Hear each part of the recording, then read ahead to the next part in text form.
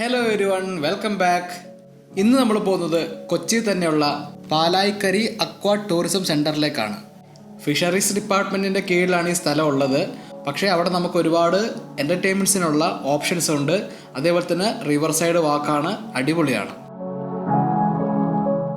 ഇത്തവണ ഞാൻ വീഡിയോ എടുക്കാൻ തുടങ്ങുന്നത് വൈറ്റിലയിൽ നിന്നാണ്. ഈ കാണുന്നതാണ് വൈറ്റില ബ്രിഡ്ജ്. ഇവിടുന്ന് നമ്മൾ നേരെ തൃപ്പൂണിത്തറ സൈഡിലേക്കാണ് പോകുന്നത്. പേട്ട വഴി തൃപ്പൂണിത്തറ സൈഡ്. എനിക്കൊരു ലോങ് ലീവ് കിട്ടുന്നത് വരെ നിങ്ങളെ കൊച്ചിയിലെ മുക്കും മൂലയും കാണിക്കാതെ എനിക്കൊരു സ്വസ്ഥതയില്ല. അങ്ങനെ നമ്മൾ തൃപ്പൂണിത്തറ പാസ് ചെയ്ത് പുതിയകാവിലേക്ക് പോയിക്കൊണ്ടിരിക്കുകയാണ്.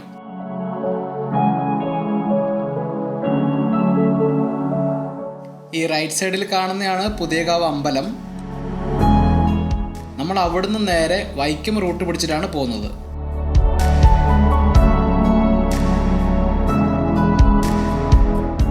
അങ്ങനെ ഈ കാണുന്നതാണ് കാട്ടിക്കുന്ന് ജംഗ്ഷൻ.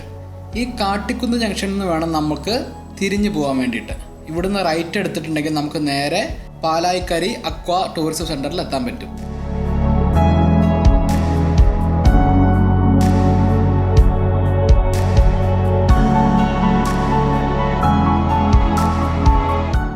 ഈ കാണുന്നതാണ് പാലായിക്കരിയുടെ എൻട്രൻസ് എന്ന് പറയുന്നത്. നമുക്കിവിടുന്ന് റൈറ്റിലേക്ക് എടുത്തിട്ട് വണ്ടികളൊക്കെ ഇവിടെ പാർക്ക് ചെയ്യാം. കാറുകൾ വേണമെങ്കിൽ ഇവിടുന്ന് ടിക്കറ്റ് എടുത്തതിന് ശേഷം ഉള്ളിൽ കൊണ്ടുപോയിട്ട് അവിടെയും പാർക്ക് ചെയ്യാം. നമുക്ക് രണ്ട് സ്ഥലത്തും പാർക്ക് ചെയ്യാനുള്ള ഓപ്ഷൻ ഉണ്ട്. അങ്ങനെ നമ്മൾ ബ്ലൂ ബീനെ ഇവിടെ പാർക്ക് ചെയ്തതിന് ശേഷം ടിക്കറ്റ് എടുക്കാൻ വേണ്ടിയിട്ട് കൗണ്ടറിലേക്ക് നടന്നു. ഉച്ചയ്ക്ക് ശേഷം വരികയാണെങ്കിൽ 150 രൂപയാണ് ഒരാൾക്ക് ടിക്കറ്റ് ഫെയർ വരുന്നത്. ഈ 150 എന്ന് കേട്ട് പേടിക്കണ്ട. അതിൻ്റെ ഉള്ളിൽ കയറിയിട്ടുണ്ടെങ്കിൽ ഒരുപാട് എൻ്റർടൈൻമെൻറ്റ്സ് നമുക്ക് ഫ്രീ ആയിട്ട് ഈ പാക്കേജിൽ തന്നെ കിട്ടുന്നതാണ്. അതായത് പെഡൽ ബോട്ടിങ്, ചൂണ്ടയിടാനുള്ള സെറ്റപ്പ്, കൊട്ടത്തോണി കയറി തുഴയുന്നത്, ഇതൊക്കെ നമുക്ക് ഈ ടിക്കറ്റിൽ ഇൻക്ലൂഡഡ് ആണ്. രാവിലെ ഇവിടെ വരുമ്പോൾ ഒരാൾക്ക് 300 രൂപയാണ്. പക്ഷേ അതിനകത്ത് ലഞ്ചും കൂടി ഇൻക്ലൂഡഡ് ആയിരിക്കും. അതായത് ഒരുപാട് ഫിഷ് ഐറ്റംസ് ഉള്ള വിഭവസമൃദ്ധമായിട്ടുള്ളൊരു ഊണ് നമുക്ക് ഇവിടുന്ന് ഉച്ചയ്ക്ക് കഴിച്ചിട്ട് പോകാൻ പറ്റും. മീൻ വളർത്തുക എന്നതാണ് ഇവരുടെ പ്രധാന ലക്ഷ്യം. അതുകൊണ്ട് തന്നെ ഈ കായലുകൾ ഇങ്ങനെ തട്ടുതട്ടായി തിരിച്ചതിന് ശേഷം ഇതിനകത്തൊക്കെ ഒരുപാട് മീനുകൾ ഇവർ വളർത്തുന്നുണ്ട്.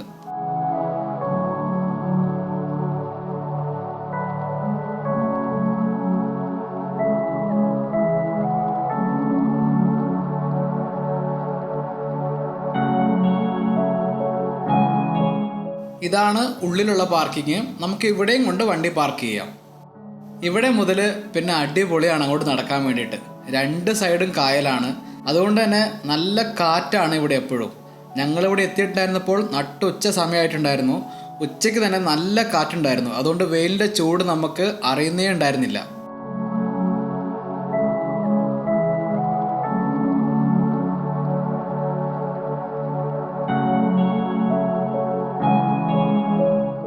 വാച്ച് ടവർ പോലെ 2 ബിൽഡിങ്ങുകൾ ഇവിടെ ഉണ്ടാക്കി വെച്ചിട്ടുണ്ട്. നമുക്ക് അതിൻ്റെ മുകളിൽ കയറിയിട്ട് കാഴ്ചകൾ വേണമെങ്കിൽ കാണാൻ പറ്റും. എന്തൊരു കഷ്ടമാണല്ലേ. ഇതേ നോക്കിയേ, ചുമരിലൊക്കെ ഇങ്ങനെ എഴുതി വൃത്തികേടാക്കി വെച്ചേക്കുന്നത്. ഇവിടെ കയറി നിൽക്കുമ്പോൾ നല്ല കാറ്റും ഉണ്ടായിരുന്നു. അതേപോലെ തന്നെ നല്ല അടിപൊളി വ്യൂ ആയിരുന്നു കാണാൻ വേണ്ടിയിട്ട്.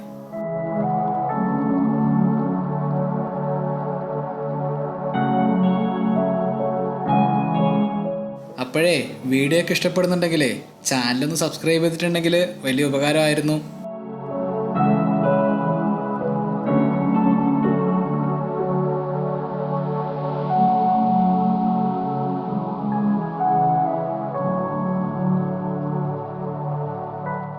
രണ്ട് സൈഡിലും ഇതേപോലെ തെങ്ങുകളാണ്.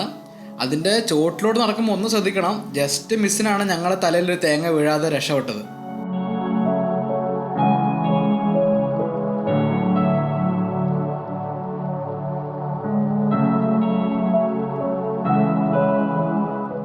ഒട്ടും തിരക്കില്ല എന്നതാണ് ശരിക്കും ഈ സ്ഥലത്തിൻ്റെ ഒരു ഭംഗി എന്ന് പറയുന്നത്. നമുക്ക് വളരെ റിലാക്സ്ഡ് ആയിട്ട് നടക്കാൻ പറ്റും.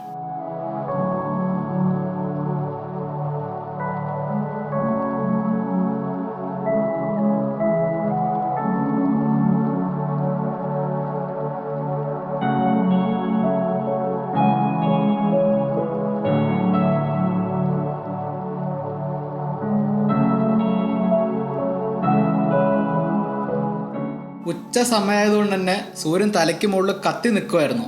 എന്നാലും ഒരു തരിക്ക് പോലും നമുക്ക് ചൂടുണ്ടായിരുന്നില്ല. അതുപോലെ തന്നെ ഇതിൻ്റെ ഓളത്തിലൂടെ സൂര്യനെ ഇങ്ങനെ കാണാൻ ഭയങ്കര രസമായിരുന്നു.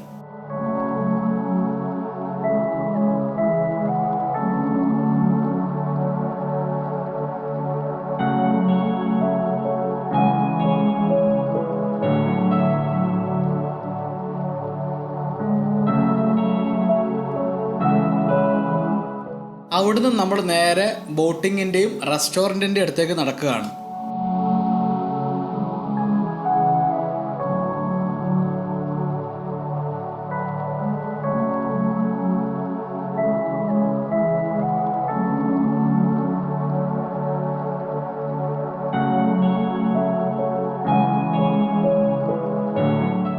ഈ കാണുന്നതാണ് റെസ്റ്റോറൻറ്റ്. ശരിക്കും ഇവിടെ നിന്നാണ് നമുക്ക് ഉച്ചയ്ക്ക് ഫുഡ് കഴിക്കാൻ പറ്റുന്നത്.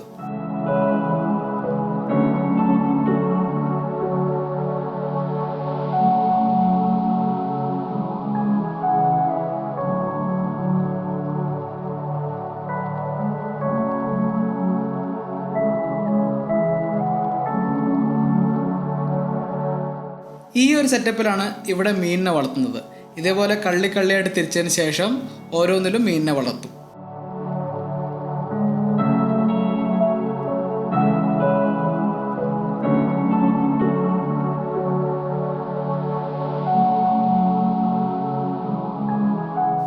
തിലോപ്പിയ എന്ന മീനുകളാണ് ഈ നീന്തി കളിച്ചുകൊണ്ടിരിക്കുന്നത്.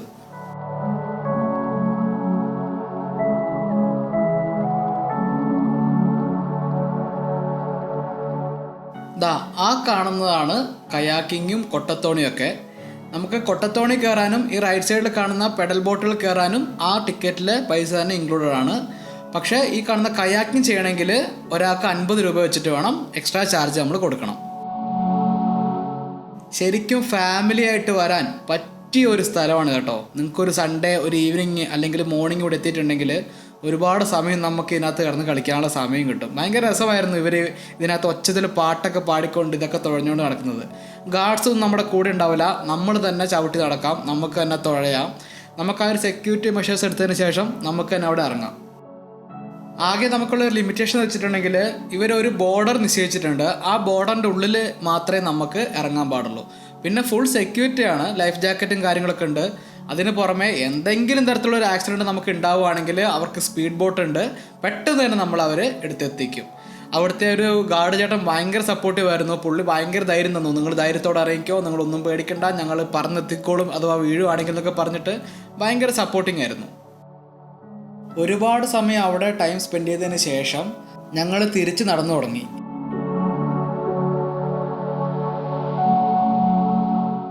ഈ റിവർ സൈഡിൽ കൂടെയുള്ള നടത്തം തന്നെയാണ് ശരിക്കും ഇതിനുള്ള ഭംഗി എന്ന് പറയുന്നത് കേട്ടോ.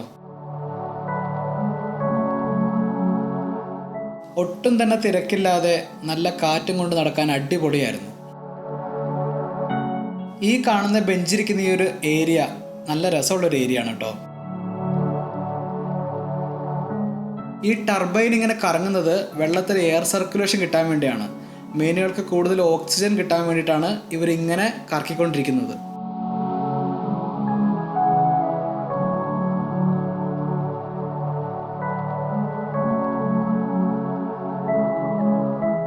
അവിടുന്ന് നമ്മൾ ഇറങ്ങി നേരെ പോകുന്നത് അടുത്തത് അന്ധകാരനഴി ബീച്ചിലേക്കാണ്. സൺസെറ്റ് കാണാൻ സമയമായിട്ടുണ്ടായിരുന്നു. എന്നാൽ പിന്നെ ബീച്ചിൽ പോയിട്ട് സൺസെറ്റ് കാണാമെന്ന് തീരുമാനിച്ചു. അങ്ങനെ നമ്മൾ വീണ്ടും വൈക്കം റോട്ടിലേക്ക് കയറിയിരിക്കുകയാണ്. റോട്ടിലേക്ക് എത്തിയിട്ട് നമ്മൾ റൈറ്റ് സൈഡിലേക്ക് എടുത്തിട്ട് വീണ്ടും സ്ട്രെയിറ്റ് തന്നെ പോവുകയാണ്. നോർമൽ റൂട്ടിലൂടെ അല്ല നമ്മൾ പോകുന്നത്, നമ്മളൊന്ന് ജങ്കാർ കയറിയാണ് പോകുന്നത്. എനിക്ക് ജങ്കാറിൽ ബൈക്ക് കയറ്റിക്കൊണ്ട് പോകാൻ ഭയങ്കര ഇഷ്ടമാണ്. നമ്മൾ അവിടെയുള്ളൊരു ചേട്ടനോട് വഴിയൊക്കെ ചോദിച്ച് മനസ്സിലാക്കിയിട്ടുണ്ടായിരുന്നു. അപ്പം ഇൻഡോ അമേരിക്കൻ ഹോസ്പിറ്റൽ റൂട്ട് പിടിക്കാനാണ് പറഞ്ഞിട്ടുണ്ടായിരുന്നത്. അങ്ങനെ ഇൻഡോ അമേരിക്കൻ ഹോസ്പിറ്റൽ റൂട്ടിലേക്ക് ഞങ്ങൾ വെച്ച് പിടിക്കുകയാണ്.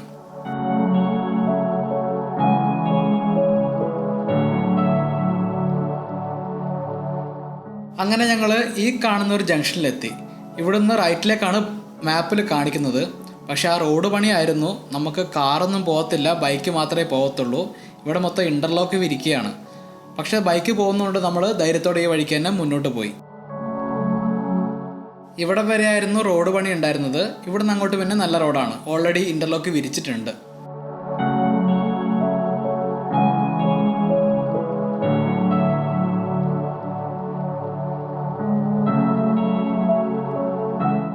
ജങ്കാർ എത്തുന്നവരെ ഈ ഒരു റൂട്ട് അടിപൊളി റൂട്ടായിരുന്നു കേട്ടോ.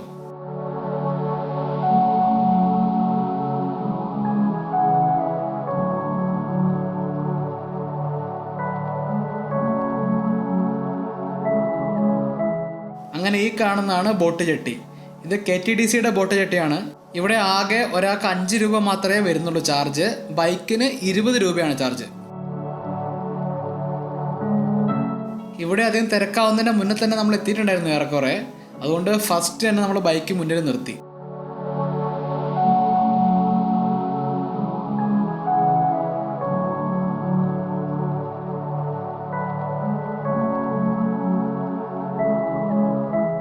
അങ്ങനെ ഏറെക്കുറെ അരമണിക്കൂറുകൾക്ക് ശേഷം ജങ്കാർ വരികയാണ് സുഹൃത്തുക്കളെ.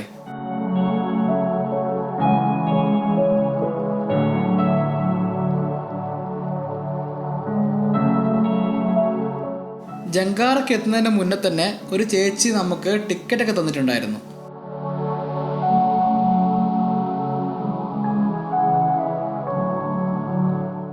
അങ്ങനെ നമ്മളും നമ്മുടെ ബൈക്ക് കയറ്റി പാർക്ക് ചെയ്തിരിക്കുകയാണ്.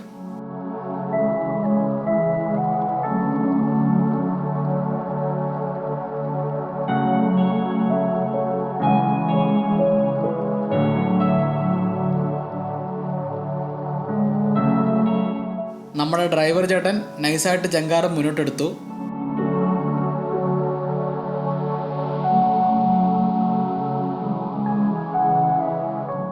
യാത്രക്കാർക്ക് ഇരുന്ന് പോകാൻ വേണ്ടിയിട്ട് ഒരു സെപ്പറേറ്റ് ഡിവിഷൻ തന്നെയാണ് ഇവിടെ ഉള്ളത്.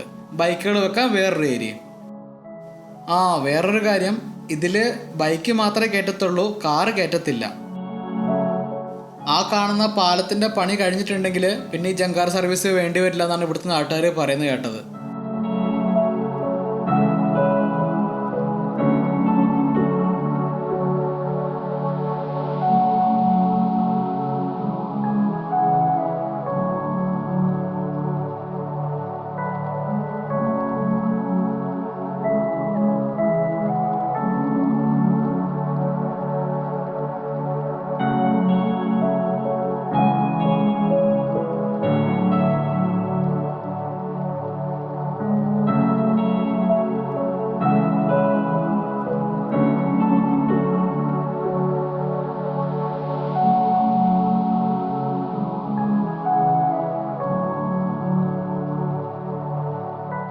നമ്മൾ ഏറെക്കുറെ കരയ്ക്കടുക്കാൻ പോവുകയാണ്.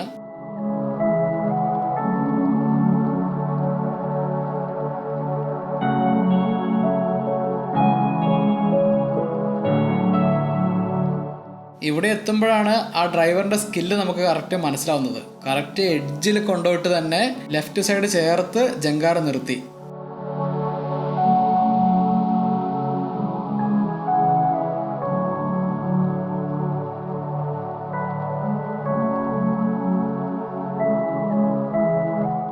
ജങ്കാർ ഇറങ്ങി നമ്മൾ നേരെ പോകുന്നത് തുറവൂരേക്കാണ്.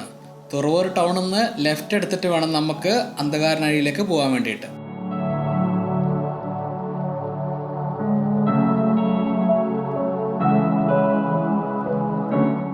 അങ്ങനെ നമ്മൾ തുറവൂരെത്തി. ഇവിടുന്ന് ഹൈവേന്ന് ലെഫ്റ്റ് എടുക്കുകയാണ്.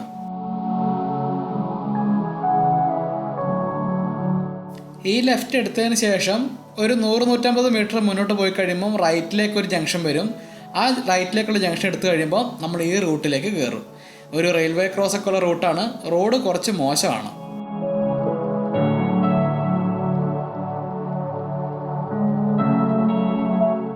ഈ ഒരു റൂട്ടും അടിപൊളി റൂട്ടായിരുന്നു കേട്ടോ. ലെഫ്റ്റ് സൈഡിൽ ഇങ്ങനെ കണ്ണെത്താ ദൂരത്തോളം നിവർന്നു കിടക്കുന്ന പാടശേഖരമായിരുന്നു. പോരാത്തതിന് സൂര്യൻ ഇങ്ങനെ അസ്തമിച്ച് വരുന്നതിൻ്റെ ആ ഒരു കളർ ടോണും.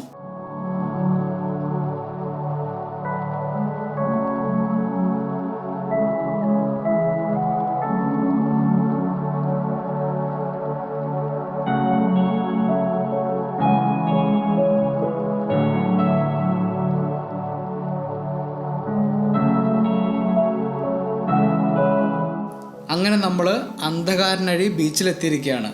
സൺഡേ ആയതുകൊണ്ട് തന്നെ നല്ല തിരക്കുണ്ടായിരുന്നു. ഇവിടെയും പാർക്കിംഗ് ഫീസ് ഉണ്ട്. ബൈക്കിന് 5 രൂപയാണ് അവർ മേടിച്ചത്.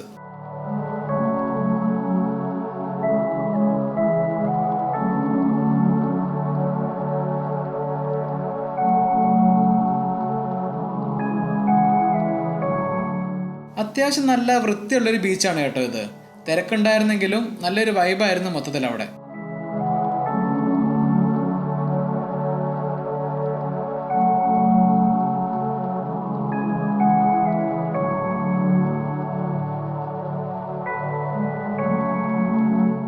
മീൻ പിടിക്കാൻ വേണ്ടി ഇവർ ഈ പോകുന്ന പോക്കുണ്ടല്ലോ, ശരിക്കും ഒരു സിനിമാറ്റിക് എക്സ്പീരിയൻസ് ആയിരുന്നു കാണാൻ വേണ്ടിയിട്ട്.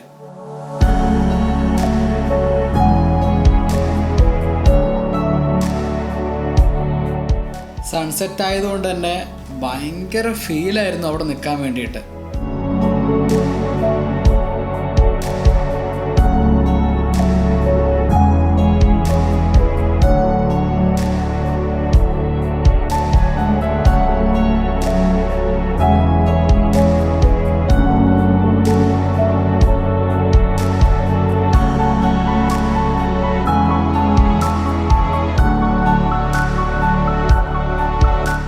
ഈ പിള്ളേരുടെ കളി നല്ല രസമായിരുന്നു കണ്ടുകൊണ്ടിരിക്കാൻ. ഇവരായിരുന്നു എൻ്റെ മെയിൻ കഥാപാത്രങ്ങൾ.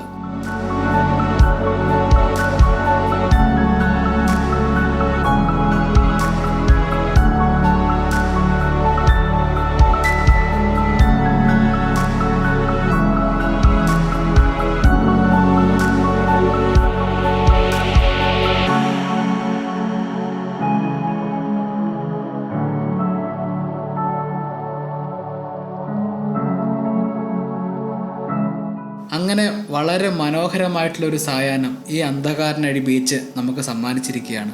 അപ്പോൾ നേരത്തെ പറഞ്ഞ കാര്യം മറക്കണ്ട, ചാനൽ സബ്സ്ക്രൈബ് ചെയ്തിട്ട് ആ ബെൽ ബട്ടൺ ഒന്ന് ഞെക്കി പൊട്ടിച്ചിരുന്നെങ്കിൽ അടുത്ത ഇടുന്ന വീഡിയോ നിങ്ങൾക്ക് നോട്ടിഫിക്കേഷൻ ആയിട്ട് വരുന്നതായിരിക്കും. അതുകൊണ്ട് അടുത്തൊരു വീഡിയോയിൽ കാണാം. അതുവരെ ടേക്ക് കെയർ, ബൈ.